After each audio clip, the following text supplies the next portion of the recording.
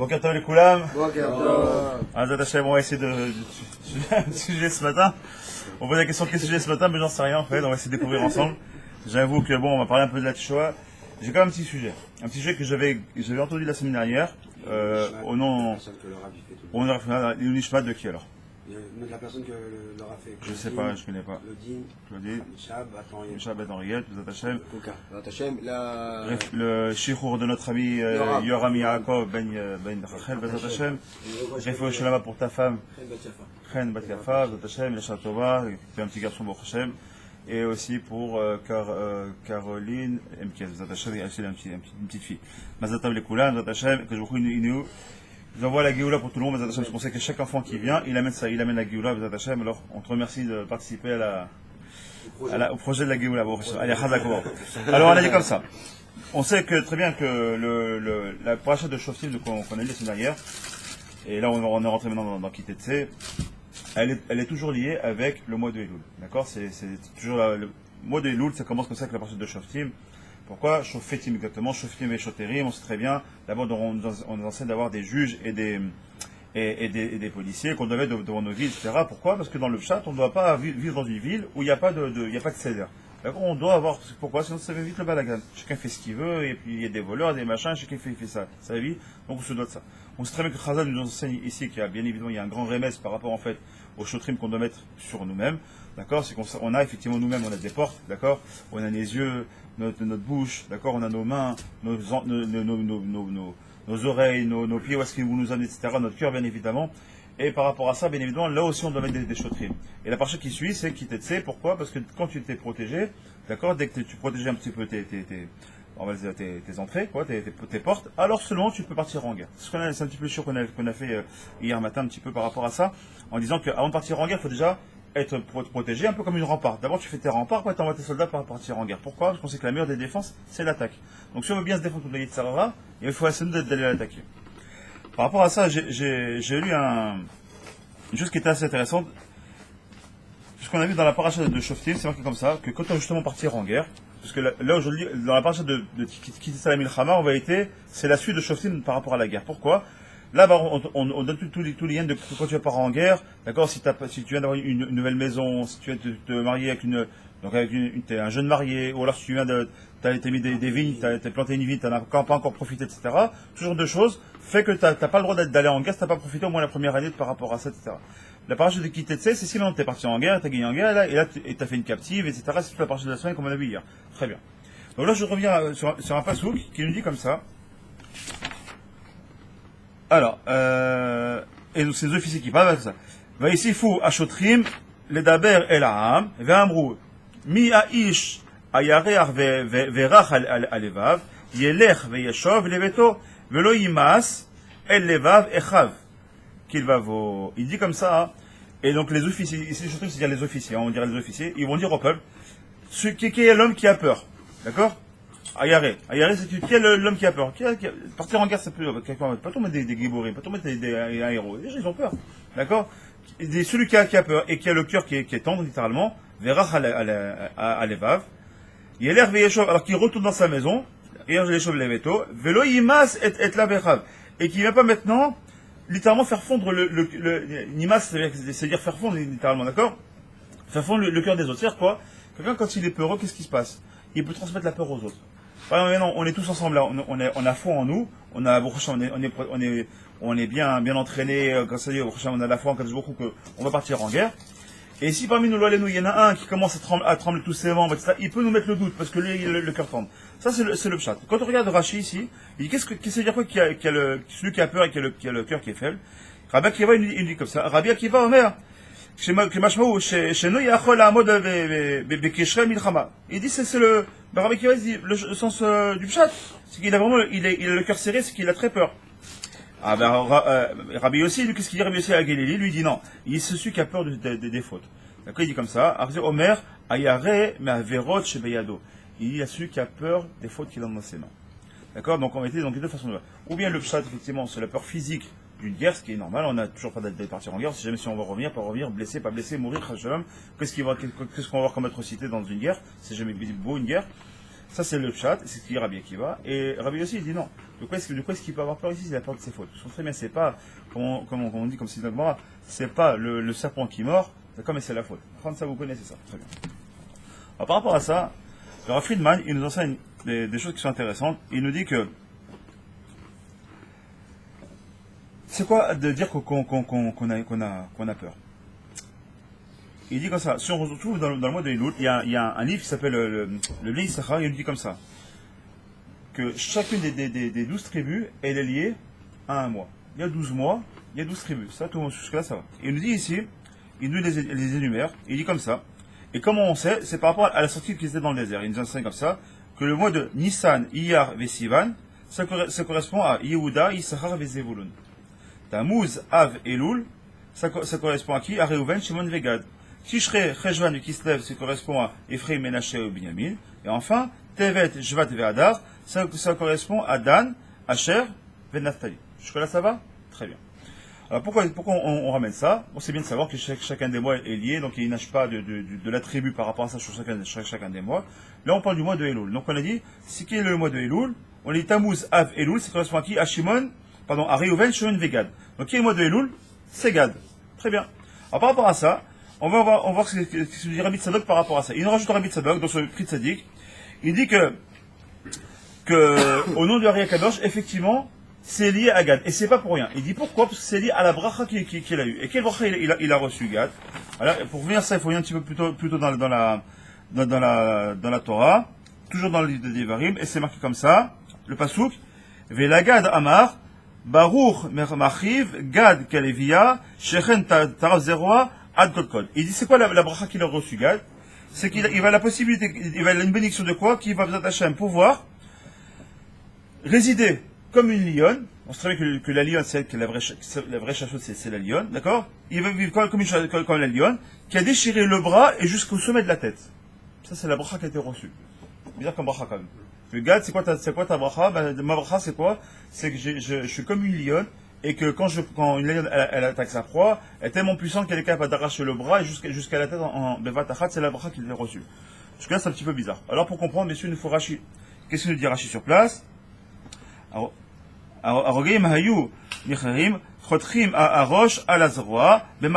dit comme ça, il nous explique effectivement, quand Gad il partait en guerre, comment est-ce qu'on les reconnaissait? C'était très simple. À chaque fois qu'il tuait une personne, il mettait un coup d'épée. Et comment il coupait en l'arçonne? Il le coupait de la tête, il coupait à la fois la tête et le bras en même temps. Dès que tu voyais un mort, tu voyais un corps comme ça, à moitié coupé, enfin une coupée comme ça, tu sais que ce gars il était passé par là. C'est ce qu'il nous explique Rashi. Très bien. Maintenant, il dit comme ça, même si effectivement ils étaient forts, ils étaient attachés pour la conquête, là-bas que c'est marqué toujours dans la Torah, on regarde le pasouk, Nachanu Vena'avour, Acholatim Nifne Hashem, Eretz Kenan. D'accord, c'est qu'effectivement, quand Moshe il leur a demandé où est-ce qu'ils vont se mettre, il a dit nous, Bezat Hashem, t'inquiète pas, on passera devant avec les armes. Effectivement, Gad c'était ceux qui étaient toujours les premiers à partir dès qu'il y avait des conquêtes, les premiers à être sur le front, c'était toujours le chef de Gad qui partait là-bas, partir en guerre, et qui fait comme on défriche la terre, eux ils allaient et défrichaient les têtes des ennemis comme ça, et comme c'est marqué, ils déchiraient donc le bras et le sommet de la tête. D'accord. Alors, par rapport à ça, maintenant, on va ramener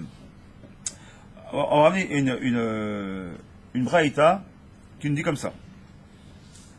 Alors, la braïta, comme elle est, je l'amène. Tania, c'est une braïta. Donc, c'est la Gemara.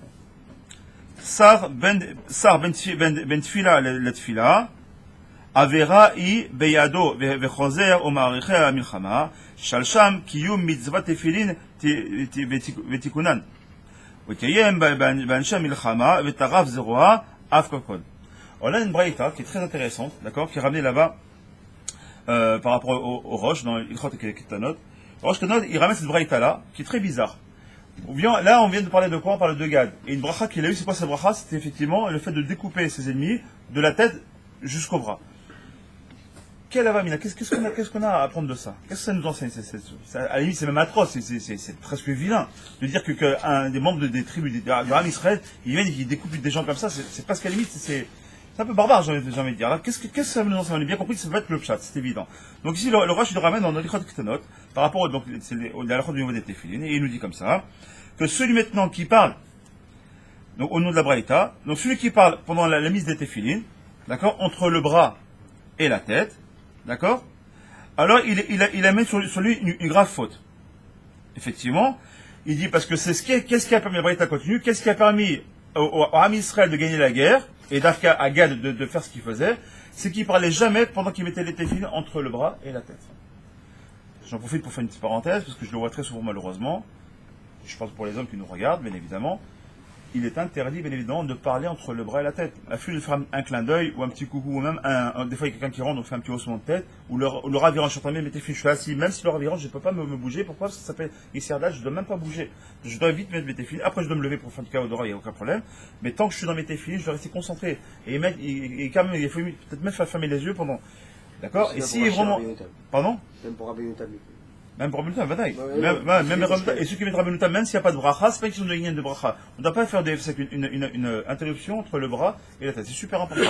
D'accord? Donc, nous attachons quand on met les téfilines, bien faire attention de jamais de s'interrompre. Pourquoi? Parce qu'on va lier le bras avec la tête. Et ça, cette mitzvah-là, il est ramené ici par la Braïta, donc le Roche qui a mentionné la Braïta, c'est une mitzvah qui est incommensurable. Le fait de se taire, de ne pas parler entre les deux, c'est comme ça.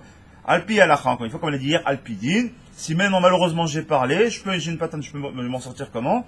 Je fais al-mizat tefilin. D'accord? Je rajoute une bracha sur la mizat de la tête. J'ai fait la bracha, la nière tefilin sur le bras, al-mizat tefilin sur la tête pour justement faire en sorte que j'ai pas fait une interruption entre les deux. D'accord? En tout cas, je parle de Sfaradi. Je crois que chez les ils sont un peu, faites les deux, hein.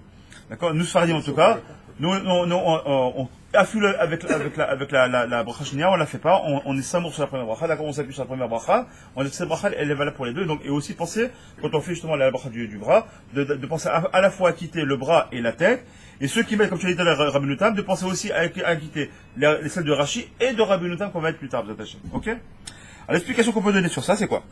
Celui qui parle maintenant entre la pause, donc, des deux téfilés, comme on a dit, d'accord? Alors, il dit quoi? Et celui qui est attentif à ça, la Braïta te dit, il sortira toujours victorieux. Ça veut dire quoi? Là, on parle de la guerre, c'est même pour tout. Si on prend la milchama aussi, c'est le milchama et la shon lechem. Donc on peut même extrapoler un petit peu, c'est événement, je sais pas ce que ça vaut, mais je pense qu'on peut extrapoler un petit peu, parce qu'on sait très bien que la guerre, c'est pas milchama, on sait très bien que c'est par rapport au lechem, on a fait un show une fois là-dessus. D'accord? Le lechem, c'est quoi? C'est elma. Le lechem, c'est quoi? C'est la parnassa. Donc quand tu veux partir en parnassa, celui qui veut une bonne parnassa, Bezat Hashem, qui veut des masses au matin qui se passent bien, qui sont macpis quand il met tes filles, Bezat Hashem, de pas faire yissirdat. Encore une fois, je rentre dans l'ignan, c'est très très important, ça on oublie. Ne pas parler dans les téfilines et de rester concentré entre le bras et la tête, c'est vrai, mais la grande difficulté de nous tous, je dis bien de nous tous, c'est de rester concentré jusqu'à aller parce que je vais enlever mes téfilines. Et d'ailleurs c'est pour ça, si vous regardez bien dans les sidurim, très souvent dans les bons sidurim, c'est marqué en haut téfilines. Vous avez remarqué ou pas? Regardez bien dans la boîte de Tachem, regardez-le, je ne sais pas si sur la guerre, dans la boîte de Tachem le blanc, dans toutes les pages, en haut c'est marqué téfilines. Pourquoi? Pour te rappeler que tu dois, et régulièrement, tu dois de temps en temps les toucher. Comme ça. Et c'est pour ça qu'au niveau de la halakha, d'accord, juste après, dès qu'on fait la Baruch Ata Hashem, juste après le Barichou, d'accord, on touche un bout là, donc on va toucher les téfilines aussi, des fois on touche le nœud, dans le Kratchema, on va toucher aussi la tête, d'accord? Pourquoi régulièrement on touche ici, on touche là, dans le talir? C'est pour nous rappeler qu'on a été fini et qu'on ne fait pas ces siadat, qu'on laisse les jambes concentrées. À l'époque, les Chachamim, de l'époque, ils partaient en guerre avec. Ils travaillaient ensemble avec. Ils étaient capables. Comment tu peux rester concentré en guerre avec les téfilines? Nous on n'est pas, c'est pour ça qu'on les enlève. Non mais ok, mais eux ils arrivaient. Non mais ils arrivaient à le faire sans aucun problème. Ils étaient capables d'être concentrés dans les téfilines, d'être conscients qu'ils ont des téfilines. Pourquoi Gad? Ils étaient. Pas la tribu de Gad, eux ils n'avaient pas les téfilines. Tout le monde était. Ils partaient tous en guerre. Tu pouvais tuer avec des téfilines sur la main? Tu pouvais tout faire avec les téfilines sur la main. Ils partaient en guerre et le roi, il accompagnait, il partait aussi avec le Sefer Torah. Tout le temps, c'est connu ça. Il partait avec le Sefer Torah, c'est obligatoire. Il prenait un Sefer Torah, il partait avec les téfilines. Mais on avait vu une fois, en vérité, d'accord, ce que tu dis, en vérité, en rigolant, mais c'est ça. On a vu, on a fait un show il y a 2-3 semaines, je sais plus, un peu plus. On avait dit que, on avait parlé sur le Pachad. On avait fait un show sur ça. Comme il n'y avait même pas besoin de faire la guerre. Quand ils étaient tellement bécavana, les nations du monde avaient peur des téfilines. On n'avait pas les du Chine. On n'avait pas les premiers là-dessus. C'est un show qui est enregistré, je vous invite à le regarder.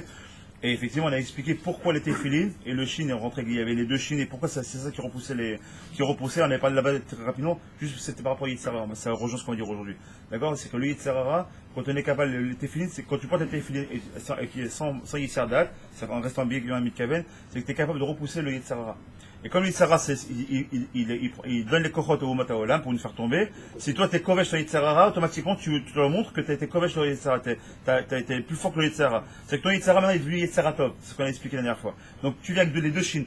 Le premier chine c'était l'Yitzhara Tov, le deuxième chine c'est l'Yitzhara. Et quand il était fini de la tête, t'as les deux chines qui sont ensemble pour montrer à la nation du monde que je viens avec les deux Yitzhara. C'est-à-dire que tu vas pas me combattre. Et c'est ça qui amène le pachad au Israël, aux nations unies. D'accord jusqu'à là? Alors on continue. Donc il dit que ça jusqu'à déchirer, comme on a dit. Ok, Chazak. Maintenant, Rabbi Gahaye, il ramène un commentaire là-bas. Qu'est-ce qu'il nous dit? Yeshua Ktiv. Donc il ramène Yeshua Nevi, il dit comme ça. Shalachot over lifnehem, vedarshu Chazal. Elu bnei Gad ou bnei Reuven, shekeimu quoi? Ki hayu botrim, begvurotam, bekochot, bezchut mitzvah, shebayadaim. Gad et Shimon. Pardon. Gad et Reuven, pourquoi ils étaient sûrs de la victoire? Parce qu'ils faisaient extrêmement attention à ces mitzvahs-là. Ils savaient qu'ils avaient ces mitzvahs avec eux.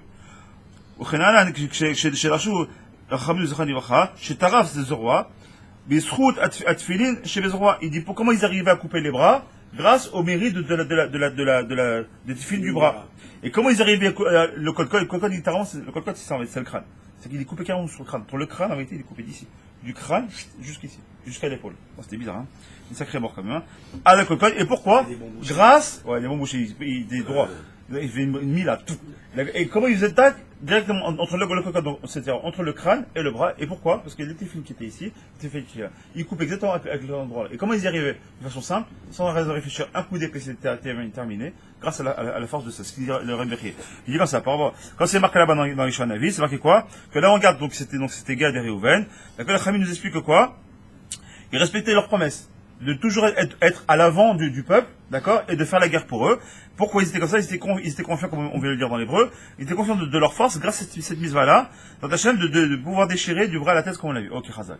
Maintenant, on va essayer de comprendre que le fait de ne pas parler là, d'accord, pourquoi c'est si important? Et il dit comme ça. Donc il y a un deuxième chidouche qui a mis, c'est par le Rav Pinchas. Il dit comme ça. Là, pour ça, il va ramener maintenant ce qui est marqué dans Shemot, si je ne me trompe pas. Voilà, c'est dans Shemot. Il dit comme ça. Vehaya, lecha leot alidecha, ou lizikaron benenecha, le ma'an tiye Torah Hashem beficha. D'accord? Et donc là, on rejoint. Donc là, on a vu la force physique. D'accord? Comment ils découpaient les personnes, c'est grâce au phylactère. D'accord? Grâce au téphilin. Et là, maintenant, on va, là-bas, dans le livre de Shemot, comme on sait très bien, c'est marqué Vehaya, lecha leot alidecha. Donc c'est un hot. Donc ce sera un hot, c'est un signe. D'accord, qui sera sur ton bras, ou bizikaron benenecha, et un souvenir qui sera dans ta tête. Et pourquoi ça? Les ma'an tiyet Torah bifir, afin que la Torah soit toujours dans ta bouche. Ça, c'est ce que nous enseigne le livre de Shemot. D'accord, donc là aussi, on va ramener la Gemara par rapport à ça. La Gemara qui douchit la Gemara Makot. Il dit comme ça. Akadosh Baruch Hu, donc qu'est-ce qu'il a fait? Il a comparé donc la Torah au téfilin. Effectivement, c'est connu. D'accord? On sait très bien que dans le téfilin de la tête, on a 4 compartiments. D'accord? Dans le téfilin du bras, on a un seul compartiment. D'accord? On a les mêmes parachutes, mais là, c'est une bevatachat, et là, c'est en 4 compartiments. Pour nous enseigner quoi? Que là, on a Bereshit, Shemot, Veikra, Bamidbar, et le livre qui a été écrit par Moshe Rabbeinu, qu'on appelle Mishneh Torah, d'accord? Le livre de Devarim, il est Keneged, celui du bras. Jusqu'à là, ça va? C'est ce que j'enseigne ici par, donc, la Gemara Kiddushin. Donc, la mise à téfilin, donc, c'est le fondement total de la Torah. Le fondement de la Torah, d'accord, c'est à travers les téfilin. Donc, quelqu'un qui ne maîtrise pas les téfilin, il ne peut pas faire la Torah, c'est impossible. Il dit, ah, téfilin de oui, non, de temps en temps, j'ai oublié, je mettrai demain, plus tard. Chaz Shalom. Ceux qui ne mettent pas de téfilin, comment le téfilin, ça s'appelle, ça s'appelle Askara, ça s'appelle le Zikaron de la Torah. C'est tout le mérite d'avoir le souvenir de la Torah, d'avoir dans ta bouche, comme c'est marqué là dans la Torah, c'est d'avoir justement le fait de faire la mitzvah de téfilin du bras et de la tête, c'est par rapport à ça. Ok. Bon, Chava, Shavush. Et donc il nous dit comme ça. Maintenant, si je dis que ça c'est le livre de Devarim, et ça je dis c'est les quatre livres. Dans la logique, on aurait dû mettre lequel téfilin en premier? Non, c'est de la tête. On aurait dû mettre celui de la tête normalement. Et ensuite celui du bras. Or, qu'est-ce qu'on fait? On met celui du bras, ensuite on met celui de la tête. D'abord les mains assez. Alors, qu'est-ce qu'il nous dit ici, Khazal? Alors là, pareil, donc là, on va aller maintenant dans Menachot. C'est Menachot qui va nous enseigner. Vous allez voir qu'on va mettre que les Gemarot, c'est que ça pour nous amener à comprendre. Il dit pourquoi est-ce qu'on va mettre celle du bras avant celle de la tête? Il dit parce que là-bas, c'est marqué, quand c'est marqué dans la Torah, c'est marqué quoi? Tu les attacheras, comme on dit, comme un symbole, comme un signe, d'accord? Et ensuite, ce sera un rappel. Et l'expliquer de cette là on va ramener donc Rabbi Hania ben Dossa, qui dit comme ça. Il nous dit, Rabbi Hania ben Dossa, Omer, כל שריית החטאו קודמת לחוכמתו, וחוכמתו מקיימת. וכל חוכמתו קודמת ליראת החטאו, אינו מחמתו מקיימת. C'est Pirkei Avot, נכון. Il dit comme ça, dans le Pirkei Avot, dans le Pirkei Avot, le troisième Pérec, c'est la 9e Mishnah, exactement, Chazak Varo, Rabbi Hana ben Dossa, il te dit, tout celui maintenant, dont la crainte de la faute prévend avant la chokma, avant la sagesse, alors cette sagesse, elle va se maintenir. Et maintenant, celui qui fait ce qui est inverse, c'est celui qui est d'abord chacham, avant d'avoir la crainte d'Hachem, il faut qu'il sache que sa chokma, elle ne se tiendra pas. C'est Pirkei Avot, mais il faut. Effectivement, comme on a dit, comment c'est marqué? Reshit chokma, yirat Hachem. Reshit chokma. D'abord, d'accord? C'est quoi le début de la chokma? C'est d'abord yirat Hachem. C'est la crainte d'Hachem. Pourquoi? Parce que c'est aussi marqué sur Mira verset 11, comme c'est marqué dans les Télim. C'est-à-dire quoi? C'est-à-dire que, comment quelqu'un qui n'a pas empreint de peur d'Hachem, de crainte d'Akadosh Baruch Hu, quand on dit la crainte, c'est à la fois la crainte de la punition, de la faute, du guéina, etc., mais aussi la crainte de faire de la peine à Akadosh Baruch Hu, c'est aussi une forme de crainte, d'accord? C'est la plus belle des craintes. D'accord? Mais si t'as pas cette crainte-là, tu peux avoir tous les livres qu'il y a derrière toi, ça s'appelle Chamor ne Sasfarim, ça s'appelle comme ça, d'accord? Un Chamor qui rajoute des livres, pourquoi t'appelles Chamor? Parce que Chamor c'est du mot Chomer. C'est vrai que t'as du Chomer, t'as beaucoup de matière en toi. Ouah, tu connais, la connaissance t'en as. La connaissance t'en as. Mais tu t'en sers de quoi ta connaissance? À quoi te sert ta connaissance? Pour faire quoi? Ah oui, tu connais toutes les choses par cœur. Quand la cavote, t'es capable de faire des pipouilles mieux que le Rosh Shiva. Mais dis force le Rosh Shiva, c'est le Rosh Shiva, lui vit ce qu'il a pris, il le vit au quotidien. Le Midrash Eikar est là, massé. D'accord? Et toi, tu vis dans tes Midrashim, tu vis dans tes Sipurim, tu apprends même la lachot. Comme on l'a dit, avec pourquoi tu ne les appliques pas? Elles sont faites pour toi, c'est la lachot. C'est pas standard. C'est moutard, c'est assour. Ok, bah alors, si c'est assour, pourquoi tu le fais quand même? Ouais, mais tu comprends, je suis pas encore au niveau. Ça, je te dis, d'accord? Donc, on doit faire attention à ce qu'il y a ça qu'il nous dit ici. Il dit, Rabbi Hana, ils enseignent ça. Il faut faire très attention. Comment on doit d'abord avoir la crainte d'Hachem?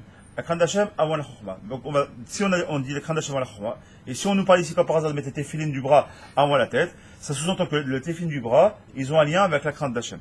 Et que le téphilin de la tête, ils ont un lien, donc, bien évidemment, avec la chokma. C'est ce qu'il nous enseigne ici, je pense, j'imagine. Il dit comme ça.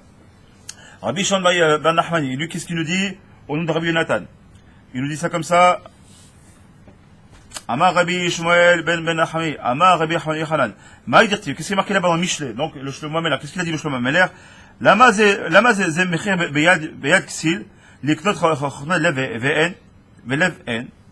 Oy lahem lesonehen, shel talmidei chachamim, shoskim batorah, ve'en ba'em yirat shamayim.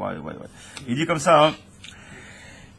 C'est pas moi qui parle, c'est Michelet qui dit. À quoi sert au fou d'avoir, le xil, c'est le fou, l'idiot même, d'accord, d'avoir de l'argent en main pour acquérir la sagesse, acquérir de la sagesse. Tu vois, moi je suis blindé, là, j'achète le monde. Qu'est-ce que t'achètes? Tu vas acheter du savoir, tu vas acheter. Qu'est-ce qu'il dit là? Celui qui ça, il s'appelle un sot, un xil. Xil, c'est un idiot. C'est un des noms d'ailleurs qui est le nom Yitzhara. C'est un xil. Un vieux roi avec xil. D'accord? Et il dit comme ça.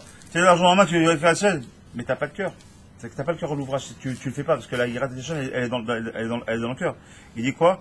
Il dit ça, et malheur à ces disciples-là, les disciples des sages qui étudient la Torah sans en avoir en eux la crainte du ciel. Il dit malheur à ceux qui sont des Talmidei Chachamim, mais qui font ça sans crainte du ciel. Ça rejoint parce qu'il dit Rabbi Hania, d'accord, c'est ce qui renforce ici Rabbi Shimon ben Nachmani. Il dit comment tu peux étudier la Torah si t'as pas la crainte d'Hachem? Comment tu peux étudier et faire les mitzvot si t'as pas la crainte d'Hachem? Et ça, Bémet, on le voit beaucoup.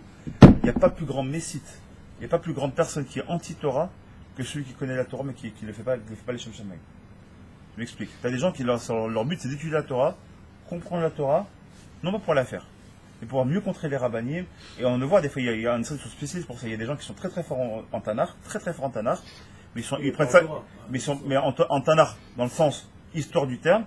Et alors il y en a ceux parce qu'ils aiment l'histoire tout simplement, et c'est des gens bien, et ben bon, l'histoire religieuse c'est des gens bien, ça n'empêche pas. Et il y a ceux qui l'utilisent pour faire quoi? Pour justement aller contrer les rabbinim dans les conférences, et essayer de contrer les rabbinim quand ils font une conférence par rapport à la Torah. Et des façons ils connaissent le Tanakh des fois mieux que le rabbin lui-même. Au niveau pas de la connaissance, au niveau du de la lecture du Tanakh. Ces gens sont très dangereux. Et c'est ce qu'il dit ici. Malheur à eux, dit. Shlomo Ameler, il les a maudits. Malheur à ces gens-là qui étudient la Torah sans avoir la crainte du ciel. Comment tu peux étudier la Torah si tu n'as pas la crainte d'Hachem? Donc on a quoi? Ici, c'est une hyène de pas avoir de cœur. Et le Rabbi Tzadok, quoi, il dit toujours dans ton livre, c'est Tzidek Tzaddik, il dit comme ça. Après, là, on va prendre ce qu'il dit le Talmud dans Shabbat, il dit quoi? C'est marqué là-bas.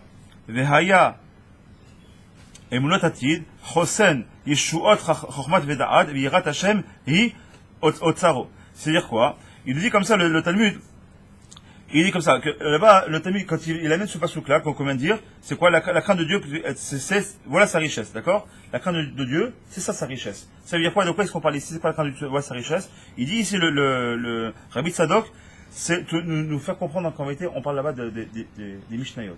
C'est-à-dire quoi? Celui qui dit, ouais, moi, ce qui est marqué dans la Torah, je le fais. Comment on appelle cela? Les Caraïbes, les Caraïbes et tous ces gens-là. D'accord? Il dit, non, moi, ce qui est marqué, je le fais, tout le reste, c'est les rabbins. Moi, les rabbins, j'écoute pas ce qu'ils disent. Qu'est-ce qu'il disait? Il vient d'enseigner le Bapitom. Ta vie, elle sera entourée de la sécurité. C'est quoi la sécurité? C'est la sagesse et la connaissance.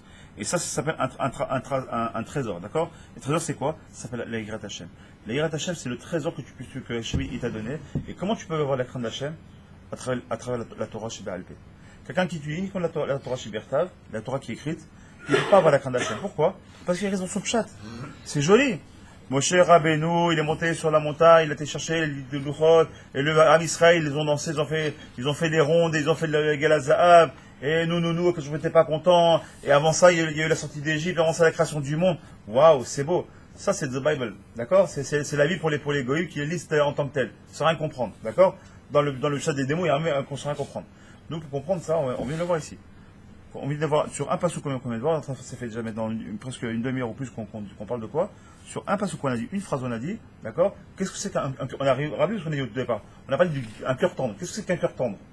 D'accord? Et on a commencé au début, que Rabbi Akiva dit un cœur tendre, c'est quelqu'un qui a peur de la guerre, pas chaud, c'est le chat.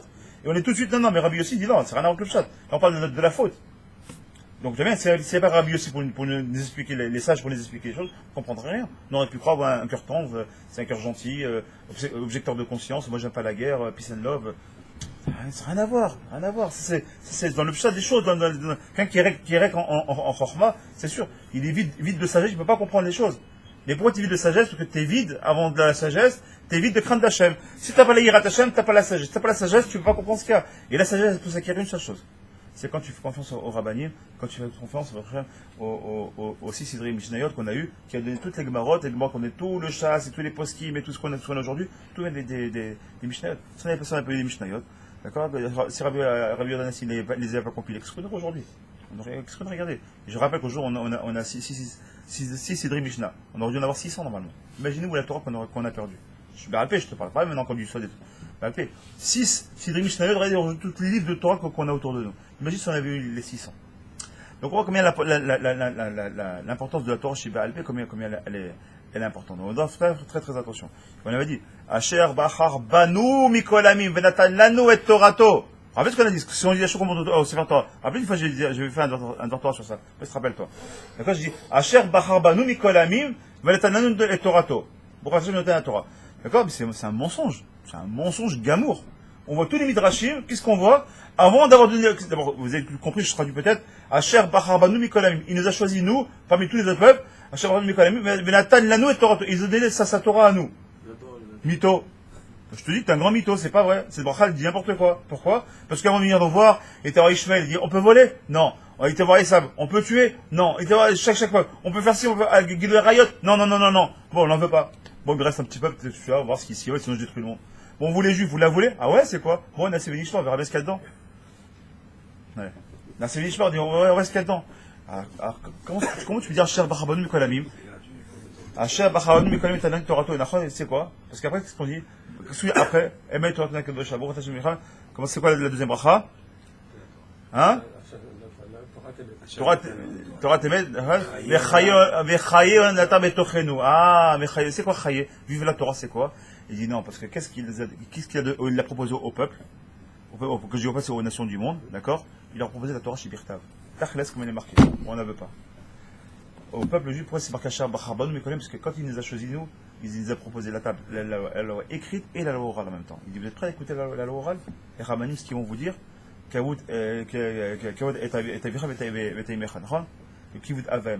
quoi ce et? C'est très connu, d'accord? Pourquoi on rajoute et? D'accord? Le et, un, c'est Tamid Chacham, c'est ton rave, et deuxième, c'est ton Bechor. Mais pourquoi ce et? Pour te dire attention. Parce que comme ton père il t'a mis cette vie physique, ton rave il t'a mis ta vie spirituelle, et c'est pas moins important. Et tu dois autant donner de kavod à ton rave que tu donnes à ton père. Et s'il y a un choix entre les deux, tu donnes ton rave, parce que ton rave c'est Nitzris qui te donne. Alors, il y en a qui ne peut pas comprendre. Ah, mon père, putain. Bon, il dit le rave. C'est pour ça, c'est Nitzris. Donc bien sûr qu'on donne du kavod aux deux. Mais si les deux sont présents, tu donnes plus de kavod à ton rave, pas un rave mouvak, pas un rave. Ton rave mouvak, c'est vrai, c'est lui qui te fait grandir, qui va donner une vie nitrite, une vie éternelle, donc c'est vrai que tu dois lui donner. Donc on va de là que quoi? La hiérarchie combien elle est importante, et c'est pour ça qu'on commence par rapport au bras. Ok, et il continue comme ça, par rapport toujours au Talmud. Donc Rabbi Tzadok qui continue comme ça, de dire que le cœur c'est quoi? C'est ce qu'on appelle le kili kiboul, d'accord? C'est le réceptacle, d'accord? De la sagesse de la Torah, de la Chomat Torah, d'accord? La Chomat Torah, ce qu'on a dit, bien sûr c'est dans les Mochim, comme c'est connu, d'accord? Chochma, on le dit, Chochma, Bina, Vedaat. Chochma, c'est l'intelligence. La Bina, c'est la connaissance. Et le Da'at, c'est le savoir. D'accord? Donc, c'est-à-dire, c'est le fameux Chabad. Comment est-ce que je peux avoir ça, à partir du moment où j'ai un kiboul? Parce que si j'ai une Chochma, une connaissance, un savoir, mais qui est rec, parce que mon cœur, lui, il désire, pendant que je vois ma page de Gemara, mon cœur, il pense à Christine qui est en face, ou je suis marié avec une Goya, elle pas moi, une personne est mariée avec une Goya, comment tu peux vivre avec ta Goya et étudier la Torah? C'est incompatible. Maintenant, oui, attends, c'est pas beau, ce rabbin là, alors quoi, on n'est pas des humains, Christine peut être très gentille, il n'y a pas très rien. C'est très gentil qu'elle fasse un guillot comme il se doit, et qu'elle rentre dans l'âme Israël, pourquoi pas? Il n'y a aucun problème, il y a un taler pour ça. Mais en attendant, tu ne peux pas avoir les faits excusez-moi le terme, sur deux chaises. On ne peut pas à la fois vivre avec Christine ou Fatima, et de l'autre côté d'étudier la Torah, ça n'existe pas. Et pourtant, on est capable de le faire. On est capable de faire Kippour en pensant que ce soir, d'aller en boîte, si on est plus jeune, d'aller en boîte de nuit, t'es en plein Kippour. Ou dans plein Shabbat, et de penser comment quelle soirée tu vas faire ce soir. Bah, Habibi, t'es en plein Pessar, et au lieu de penser à cette Mitzrayim, des louanges à Hachem, comment je vais faire ci, mes vacances pour Oh, où tu es là? Et ça, c'est exactement le problème où on est. On le vit tous les jours, chacun à des niveaux différents, on le vit tous. On est toujours ce fameux derrière entre deux chaises. On n'est pas capable. Et pourquoi? Parce qu'on ne travaille pas suffisant sur notre cœur. Notre cœur, c'est lui qui l'équivaut. D'abord, on travaille sur lui. D'accord? Tant qu'on n'a pas travaillé sur notre cœur, parce que le cœur, il désire, il est promet. Tant que le cœur, il désire des tawat, il désire des choses, des plaisirs de ce monde-là, il fait un écran, il fait un massacre, automatiquement, un écran, même une clip, il fait une écorce par rapport. C'est pour ça qu'on dit, enfin, Arel, d'accord? De quoi est-ce qu'on est Arel? D'accord? Arel, c'est le fait on doit faire deux milas, d'accord? La moule, de quoi la moule? On a dit Brit Mila, on en a parlé un petit peu ensemble. Brit Mila, et on a fait aussi la Brit Mila du cœur. C'est connu, d'accord? C'est quoi la Brit Mila du cœur? C'est que le cœur, il a deux compartiments. Et on doit libérer ce deuxième compartiment qui est lié au Yitzhara, au Yitzaratov. Et ça s'appelle faire une Mila, mamash. Une Brit Mila. Tant qu'on n'a pas fait cette Brit Mila là, tant que, oui, tu prends, j'ai un grand cœur, les nations du monde, il faut qu'on soit humain. T'as raison, on a droit d'être humain.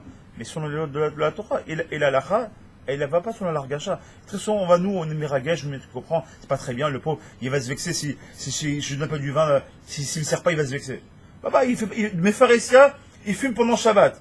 Ton vin, il n'est pas mévouchal. Eh ben, ça s'appelle une nécessaire. Eh ben, il se vexe pas. Il n'y a pas de, même si c'est ton frère, c'est ton père, il fait pas Shabbat. Il est pharisien en plus. Il est dino, on dit pas que c'est un goy. Il est dino goy. Il a un dîne de goy. Donc quand il prend le vin, il est nécessaire. Tu montes une descends tête contre le mur. Quand elle fait le 10 fois là-bas contre le mur, ça change rien. Et ça s'appelle une nécessaire. Donc tu vas prendre, tu fais un issour. Toi, tu fais un issour. Et nous, qu'est-ce qu'on met le régache à l'intérieur? À chaque fois, et le régache, il est là. Et pourquoi on est ce régache là? Parce qu'on veut faire, on est trop hormologue. En hébreu, chormologue, c'est trop de chormologue, trop réfléchir. À un moment donné, arrête de réfléchir. À un moment, il faut arrêter de réfléchir. Comme dit Rabbi Nachman, à Shlachat HaMochin, à un moment donné, sois comme un tinoc. Jette tout ça, fais comme si tu connaissais rien. Arrête. Arrête. Le Dino Goy, c'est juste s'il est pharisien ou c'est juste s'il est pas Shomer Shabbat? Les pharisiens surtout, mais même s'il est pas Shomer Shabbat, parce que toi en général, si c'est un proche, les Goy, ouais. Mais il n'y a pas vraiment la même chose. Il y a certaines choses qu'il pourra faire. Donc, par exemple, s'il fait mes pharisiens à Dougma, il prend sa voiture Shabbat, il n'a rien à faire, il ne va même pas monter se faire Torah. Maintenant, celui qui ne fait pas Shabbat, mais il ne montre pas.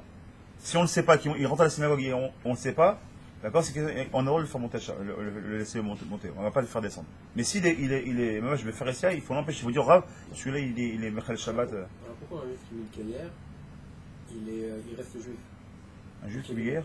Une femme par exemple qui se convertit à l'islam, Parce que, il reste juif. parce que j'ai bien dit, j'ai fait exprès, Dino et Goy. Dino, Goy. Ah. Pas Goy, Chal Shalom. Un juif il peut faire. Ok. Un juif Ok, il peut embrasser tout, se marier avec toutes les mythos de religion du monde, ça restera un juif. Il peut monter, descendre, faire ce qu'il veut, il peut faire tous les quoi qu'il veut, il peut faire toutes les incantations qu'il veut, il restera juif. Il peut monter, descendre. Le problème c'est que Si, mais comme ça, par contre, tu dis, il y a un problème. c'est un très problème. D'ailleurs, même dans le Kéver, il n'a pas le droit d'être enterré n'importe où. C'est faut faire très attention. Je sais que dans un Kéver, c'est comme ça. Dans les Kéver, c'est comme ça aussi. Dans les Kéver, même avant de mourir, on te pose la question s'il était. Les Mechalim Shabbat, et on les met dans un carré. Les ceux qui sont Shabbat dans un carré. Ceux qui les Mechalim dans un carré, il faut savoir. Même là, il y a une différence. Pourquoi? Parce que même après la mort, il nage pas du corps qui continue. Et quelqu'un qui est respectueux de Shabbat toute sa vie, il ne veut pas être assis avec quelqu'un qui sent, excusez-moi le terme, je vais peut-être déclarer les gens, mais qui sont mauvais. Parce que la faute, elle sent mauvaise. C'est comme ça que c'est marqué. C'est pour ça que ma chère, quand je viens, c'est son nez qui va sortir. Marqué comme ça, c'est connu. On continue un petit peu, Bezat Hashem. Alors, donc, qu'est-ce qu'il nous dit ici, continue Rabbi Tzadok. Donc, il nous dit, comme on a vu tout à l'heure, d'accord, donc, effectivement, le corps, c'est ce que ça s'appelle un kili kiboul, ça veut donc un réceptacle, d'accord? Un réceptacle de quoi? De l'Egirat Hashem, d'accord? Et c'est ce qui va nous amener, Bezat Hashem, à avoir une conception intéressante de la Torah. Pourquoi? Parce que, enfin, je vais pouvoir ouvrir mes mokrines. Mon cerveau, il va enfin être capable de comprendre le chemin de la Torah, grâce au fait que j'ai ouvert mon cœur, d'accord? D'accord? Pourquoi? Encore une fois, comme on a dit, le corps, le cœur, il est chemed, il est désireux, et en règle générale, il désire quoi? Il désire les tavots de ce monde-là. Il désire les femmes, il désire le kavod, il désire l'argent, il désire les vacances, il désire plein de choses. Donc on a droit à tout ça. Encore une fois, on a dit pas qu'on n'a pas le droit. Mais à petite dose. Tout le but, comme il a dit hier, tout le but c'est d'être kovesh et titzro, les attachés. Jusqu'à là ça va? On continue un petit peu. Donc maintenant, pour arriver, pour la chute par rapport à Elul, donc il nous dit comme ça, Uma Hashem Elokecha et levavecha vet lev zaracha lehava et Hashem Elokecha bechol levacha ufchol nafshecha. D'accord? C'est marqué comme ça. C'est le Balatourim là qui ramène ces choses-là. Il dit comme ça, tu dois, Hashem, et l'Éternel ton Dieu. D'accord, je te traduis. Il va circoncire ton cœur et celui de ta prospérité, d'accord? Umu Hashem Elokecha et levavecha ton cœur. Et le cœur de ton âme et de ta génération. Et regardez bien quand c'est marqué dans le Passouk, c'est pas marqué un clave, c'est marqué les vav vecha, les vav zaracha, les vav avec deux bêtes, d'accord? Parce que encore une fois, on a dû dire justement lève, d'accord? D'accord? Lèvera ou alors lève zaracha, mais c'est marqué les vav zaracha, d'accord? Ou les vav vecha avec deux bêtes.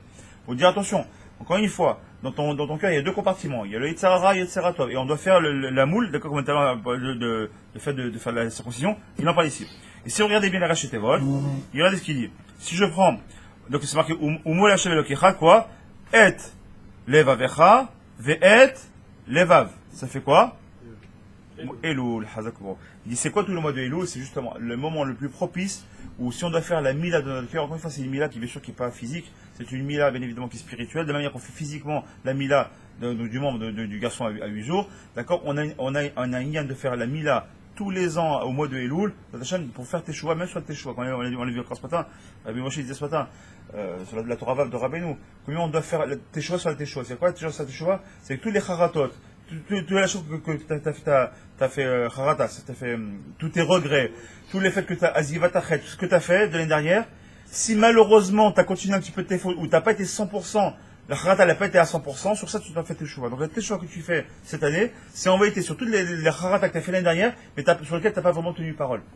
D'accord? Par exemple, tu as dit, voilà, je vais étudier votre Hashem de temps à temps, etc., ou je vais me renforcer sur telle ou telle chose, on peut faire un zizou dans Miglet Sedaïm, de me renforcer sur ça, et malheureusement, tu n'as pas tenu. C'est pas que tu n'as pas voulu. Tu n'as pas réussi, tu t'es mis un agdar, tu t'es mis un défi, entre guillemets, et tu n'as pas réussi à le tenir.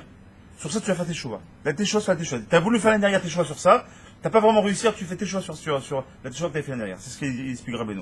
Il dit c'est exactement ça le mot d'Elul. Il dit le mot d'Elul, c'est-à-dire quoi? Encore une fois, et levavecha, et levav. Donc tu dois travailler sur ton cœur, essentiellement sur ton cœur. Et le cœur, c'est quoi? On a dit, c'est l'Yirat Hashem.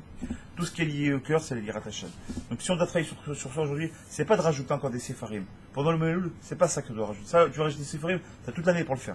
Le mois d'Elul est préposé justement à ça. Pourquoi on se lève d'Afka très tôt, ou alors on se couche très tard, ça dépend quand tu fais tes sérot, pour casser justement l'homme. Parce qu'un homme, quand il est fatigué, il a le cœur qui est plus fragile. Un homme qui fait ta'anit, il est plus fragile, il a plus envie de pleurer, il a plus envie de parler avec Hachem. Quand il est fatigué, il est moins enclin à vouloir aller à flotter. D'accord? Il a le corps fatigué. Donc justement, quand on demande de faire sur nefesh, de fatigue-toi un peu plus. D'accord? Et pas seulement dans ton limut Torah. Ça va être que tu rajoutes un petit peu, mais c'est pas plus. Ce qu'on te demande, travaille sur tes midot. Travaille sur toi. Fatigue ton corps. Fais misirut nefesh. Montre à Kadosh que tu fais misirut nefesh. C'est comme misirut nefesh. Je donne mon cœur et âme pour Hachem. D'accord? Je vais me lever. Je sais que c'est dur de se lever le matin. C'est compliqué de prier honnête. Mais d'accord, montre, prie plus. Fais une des doutes. Rajoute un peu de la parle avec Hachem. Parle beaucoup plus. T'as l'habitude de parler avec Hachem? Parle. T'as l'habitude de parler avec Hachem? Rajoute. Et prie encore. Il dit, c'est là, il y a une de la tefila. Tout le lien de la teshuva, il dit, Rabbeinu, c'est quoi? La lignée de la teshuva, elle commence surtout et avant tout par vidouille dvarim. Vas-y, vidouille dvarim, c'est le fait de parler. Je fais une explication, mais avec ma bouche. Pourquoi on dit Achanu, Baganu, tu le dis, mais vis-le. Pas dis-le, vis-le. Vis chaque mot que tu dis étant. Hacham, on a fauté, est-ce que j'ai fauté? Sur quoi j'ai fauté? Bon. Baganu, j'ai été traite. Sur quoi j'ai été traite vis-à-vis d'Hachem? Gaza, on a volé. Sur quoi j'ai volé? Et chaque fois que tu fais ton vidouille, sois capable de prendre mot à mot et dire, sur ça, pourquoi je dis Gazanou? J'ai pas volé, je suis pas un voleur, moi. Réfléchis dans quel vol tu aurais pu faire. Comme on l'a vu ce matin avec le Bénishraï. Avou, je savais Prouta, quelque chose qui vaut des centimes. Attends, mais quand j'ai mis mon matel, c'est peut-être du vol. J'ai mis mon chargeur sans avoir demandé l'autorisation de mon patron. C'est du vol. Même sur ça, fais tes chouvas. Essayer les bonnettes, c'est de réfléchir à toutes ces choses-là. C'est le moment le plus propice, c'est ça. Viens pas rajouter encore des choses. Laisse tomber de rajouter des choses. C'est pas le moment. Essaye de faire tes choix, comme il dit Rabbeinu. Tes choix, c'est tes choix. Qu'est-ce que sur lequel j'ai voulu prendre et j'ai pas réussi. Qu'est-ce que j'aurais dû faire que j'ai pas fait Bichlal? Ça aussi, bien évidemment. D'accord? C'est ça tes choix. Et travailler, et prier avec Hachem, et parler avec Hachem. Si on arrive à faire ça, Hacham, Nubagan, Nugazal, et chaque mot que tu dis, fais un break. Chaque mot fait un break, et réfléchis sur ça. Fais-lui de bonnes notes sur ça. Ok. En quoi, moi, je peux dire, parce qu'on parle au pluriel, d'accord? Donc, tiens. Sur le bas, si je suis moi-même, je suis concerné. Si je suis concerné, comment j'ai pu faire la route? Et réfléchir, et gratter un petit peu. On finit bientôt avec ça. Donc il dit comme ça, la finalité donc de se repentir, c'est quoi? C'est encore une fois, c'est de susciter dans Hachem cette crainte d'Hachem quand il revient. Et ça, c'est tout le concept du roi de l'Elul, comme on l'a dit tout à l'heure, d'accord? Comme on l'a dit, je répète, Umul Hachem Elokecha, Umal Hachem Elokecha et levavcha et lev. Et c'est pas même sur toi que tu fais ça. C'est quand tu fais ça, dans Hachem, tu es en train de faire en réalité. Quand tu fais tes choix sur ton cœur, tu fais tes choix sur ta descendance. Hachem, tu es en train de faire que tes descendants, quand des fois les enfants qui étaient des fois comme on dit la semaine, seraient ou moraient, quand toi tu fais tes chouvas, tu as la force de Hachem, quand tu as ton cœur qui est moche, qui est 100% vis-à-vis d'Hachem, qui garde Hachem, que grâce à ça, ça ouvre le cœur de tes enfants. Rien que pour ça, ça vaut pas le coup. Quand tu pries Hachem, tu te renforces, tu pries pour toi, ça s'appelle Zaracha. D'accord? C'est que toi et tes enfants. C'est que tu n'as pas envie que tes petits-enfants, tes ninim, ils sortent de Hachem d'un droit chemin. Tout dépend de toi. Et tout ça dans le mois de Elul. Le mois de Elul, Ani de Dili, c'est aussi racheté le mois de Elul, comme on le sait très bien. D'accord? Hachem, il est proche de toi, il est dans le champ. D'accord? Il est là. Nous, on s'appelle Etz Sadeh. Donc, l'homme, il est dans Etz Sadeh. Maintenant, c'est Akadosh qui est dans le Sadeh. Il est dans Beshoshanim, on l'a vu l'autre fois. d'accord? Le Shoshanim, c'est quoi? Shoshanim, parce que le Zohar Kadosh, Shoshanim, c'est une fleur sur le Zohar Kadosh qui a 13 alim, qui a 13 pétales. Il y a peut-être plus, j'ai pas compté, mais en tout cas, le Zohar, il dit 13. Et pourquoi 13? Le Shon Ahava, comme on l'a vu ce matin. Le Shon Ahava. D'accord? Il a dit encore que le Bénishraï ce matin. Il a dit quoi? Ve'afta, il est kamocha, mais aussi on a dit, ve'afta et Hashem elokecha bechol levavcha, ufrol navshecha, ufrol meodecha. Bechol levavcha, c'est marqué, c'est ton cœur. D'abord levavcha. Ensuite bechol navshecha, ufrol meodecha. D'accord? Tu mettras tes moyens, tous les moyens. Les moyens, on dit, c'est les moyens physiques, d'accord? Les financiers. Mais c'est aussi les moyens, se donner les moyens. C'est d'étudier la Torah. Mais ça vient en troisième position. D'abord, bechol levavcha, ufrol navshecha. Mais c'est navshecha, Misrut Nefesh, c'est exactement ce qu'on a dit. D'abord, la crainte, le Vafra, on a dit, c'est la crainte d'Hachem. Ensuite, Bechol Nefshecha, c'est quoi? Misrut Nefesh. Fais des efforts que tu n'as pas l'habitude de faire. Tu pries pas, d'habitude, tu pries pas honnête, prie honnête. D'habitude, tu pries Yachid, prie maintenant Betsibour. Mais, tu priais pas avant Arvit, bon, ça passe à ou Mitra. Bon, t'as pas l'habitude de le faire. Fais-le. Rajoute quelque chose. Ça s'appelle Misrut Nefesh. Mais ensuite, te donner les moyens, ce sera après. Mais d'abord, commence par ça. Dans cet exemple-là, et en plus, on va faire, et avec à chaque fois, avec Ahava. Ahava, Ahava, Ahava. Avec Ahava, je fais Bechol Yofra. Avec Ahava, je fais Bechol Nafshira. Avec Ahava, je fais Bechol Meodecha. Ici, chaque fois, je fais Ahava, Ahava, Ahava. C'est aujourd'hui ce qu'on a dit hier, le fameux cours d'hier matin. On arrive à 39, le fameux Tal. Le Tal, c'est quoi? Le Tal, c'est la rosée, c'est le fameux Tal qu'on va récupérer de Hachem pour les traites émétimes. Quand tu fais ça, tu t'approches des traites émétimes. T'approches de la résurrection des morts. C'est que tu te rends pas compte de ce que tu es en train de faire, de faire Hachem, de servir Hachem avec amour. D'accord? Automatiquement, pour Hachem, tu fais venir la Géoula. Mais pour servir Hachem avec amour, ça commence déjà par Balé Bafra. Commence par la crainte déjà. C'est comme ça de mal à ça. Tu peux pas, parce que de l'amour, non mais j'aime Dieu. Si je l'aime, il est dans mon cœur. Mais ça suffit pas. Parce que ton cœur, il te dit d'abord de craindre. Donc celui qui te dit, ouais, mais j'aime mon Dieu, ouais, mon Dieu, t'inquiète pas, mon Dieu, Hachem, mon Dieu, il est dans mon cœur, puis Habib, mais dans ton cœur, il n'y a pas la crainte. Et c'est que la hava, c'est bien, ça suffit pas. Parce que la moindre épreuve, tu vois, alors quoi, Hachem, moi je t'aime tant que ça, et toi, tu as une mauvaise épreuve, ben, je t'aime plus. Mais quand tu le crains, il n'y a plus de. Tu sais très bien que, attends, tu peux avoir des histoires, parce que tu peux les accepter, les épreuves, parce que tu sais que c'est la crainte d'Hachem. On continue un petit peu et on finira Bezrabinir avec ça. Donc il explique, il termine avec ça. Et donc cette téphile-là, on a compris maintenant pourquoi les téphilines, et pourquoi on a parlé là-bas de celui qui a le cœur, d'accord, qui est faible. On comprend tout maintenant. Celui qui a le cœur faible, on a compris c'est quoi le cœur faible. Il dit dans la Torah ici, qu'on a dit sur Rabbi aussi, c'est quoi le cœur faible, on a compris, non. Celui qui manque de Yirat Hashem. Tu crains pas Hachem, tu peux pas partir en guerre. Tu vas pas en guerre, ça sert à rien. Ton cœur il est tendre, ça s'appelle rare. Il est tendre, et quand il est tendre, il est malléable. Il va te casser comme ça. Et on a vu que la fin, le commencement de la guerre c'est Shoftim, d'accord, et la fin de la guerre c'est avec Amalek dans la paracha de la semaine. Donc si tu es un cœur tendre, tu es sujet à Amalek. Et Amalek il te met le doute. 240 c'est le doute. Amalek. D'accord. Donc si tu laisses ton cœur il est trop tendre, t'es trop tendre. Là, tu peux pas. La moindre épreuve elle te plie. Tu dois être, à un moment donné, il faut être razag. Et pour être razag, il faut rentrer un petit peu de Yirat Hashem. Et alors seulement en ce moment-là, maintenant on arrive à comprendre que si Dieu veut, Hachem, t'arrives à faire ça, pourquoi Gad il était comme ça, il coupait de la tête, il était tellement empreint de cette mitzvah-là, de la Yirat Hashem et de la Chokhmah d'Hachem, d'accord, qu'il partait, il n'avait pas peur. Nous on est les premiers. On va devant le camp et on part en guerre avec beaucoup de toute confiance. C'est Hachem que beaucoup il fasse que, si Dieu veut, que nous on n'a pas besoin de partir en guerre Hachem pour quelques jours, c'est lui qui veut aider nos ennemis, Bezat Hachem. La plus grande des guerres, on le sait très bien, c'est le Yetzara, c'est la plus grande des difficultés. D'accord. Et on peut pas. Chaque moment où on baisse la garde, à la Makom, on le laisse rentrer. On n'a pas le droit de baisser la garde une seule qu'une fois. C'est comme l'a dit l'autre un boxeur. Tant qu'il est sur le ring, s'il n'y a pas les bras qui sont en protection, à n'importe quel moment, il peut prendre un KO. Même s'il pense que l'autre il a bien tapé, le Yetzar tu l'as bien frappé, c'est bien pas la kavod. Mais il n'est pas KO. Tant que tu l'as pas mis KO. Quand est-ce qu'il peut être KO? C'est uniquement quand ton Yetzara, t'en as fait un Yetzara top. C'est des choses qu'on a fait là. Quand tu arrives à cette dargala, ce qui est quasiment impossible, parce que les grands ont réussi à le faire, d'accord, ça s'appelle Ezeu Gibor, chez Kovesh et Tistro. Quand t'es Kovesh, c'est quoi Kovesh? Il y a j'ai bien aimé. Comment on appelle les concombres, pas les concombres, les cornichons, ça s'appelle Melfon Kavouche. Pour c'est quoi Kavouche? C'est qu'il est trempé, c'est un concombre, il était tellement resté dans le vinaigre qu'il est tout rabougri, comme ça, il s'est tout fait. Il était grand comme ça, il est tout petit, tout rabougri, tout fin. Kovesh Titro, c'est exactement ça. C'est que tu arrives à être Kovesh, ton Yitzhak, qui était gros, qui était Gibor comme ça, et Zéo Gibor, c'est quoi? Gibor, littéralement, c'est un héros. C'est quoi un vrai héros? Celui qui est capable de prendre son Yitzhak et de le rendre un Kavouche. Un Melfon qui était comme ça, un concombre qui était gros comme ça, tu le rends un petit cornichon comme ça. Et c'est ça, c'est l'image qu'on doit avoir, c'est exactement ça. Si tu es capable de prendre ton Yitzhara et être Kovesh, de rendre comme ça, tu l'as amoindri, ce qui est dans tes mains, tu l'as rendu petit, alors dans ce moment-là, pour prochain, tu peux avancer. Et pour faire ça, En Malasot, les attachés, il faut qu'on passe par les Yirat Hashem. Chaque jour, une je le mérite, qu'on soit emprunt des attachés de Yirat Hashem avant la Chokhmah, comme on l'a dit tout à l'heure, d'accord? Rishit Chokhmah, Yirat Hashem, bien sûr qu'on doit étudier le Torah, bien sûr qu'on va se renforcer, mais comme ce qu'on a dit, si on ne fait pas confiance au Rabbanim, si on ne fait pas confiance à la Torah chez Béalpé, si on ne fait pas confiance au Shulchan Aruch, si on ne fait pas confiance au vrai Moussar, alors impossible qu'on gagne. Parce qu'il y a que le Moussar qui est capable de renforcer l'homme au niveau de Yirat Hashem. Comment tu vas la crainte d'Hachem quand tu fais du Moussar? Moussar et les Midrashim, tous ces sipurim là qui sont là pour te renforcer. La crainte, c'est pas que de la peur. De la peur dans le sens négatif.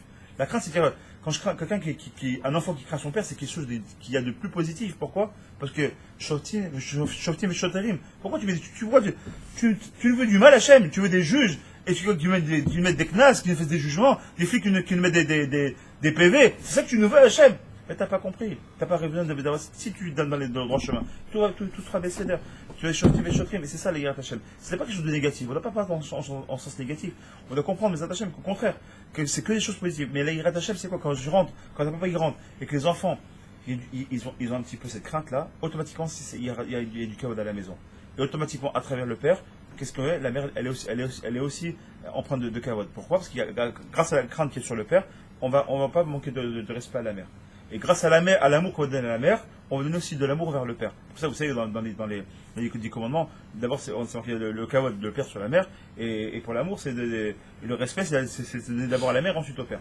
D'accord? Pourquoi? Parce qu'on sait très bien que de façon naturelle, la mère, c'est toujours plus proche d'un enfant. D'accord? Par contre, la rigueur, la crainte, c'est plus proche du père. Donc c'est pour ça que c'est mélangé. Et quand on sort, ça s'appelle les vases communicants. Quand on amène un peu de crainte, alors automatiquement on aura, d'accord, les ikaron, mais c'est marqué, les attachements, tu auras le mérite de comprendre la Torah, et surtout d'en avoir quoi? Un zikaron, un souvenir, c'est quoi? Ce que tu as appris, tu l'as étudié, tu l'as gardé. Pourquoi tu l'as étudié et gardé? Parce que tu l'as fait avec Yirat Hashem, tu as préparé ton cœur en qui c'est là que je vous retrouve Hashem Mamash.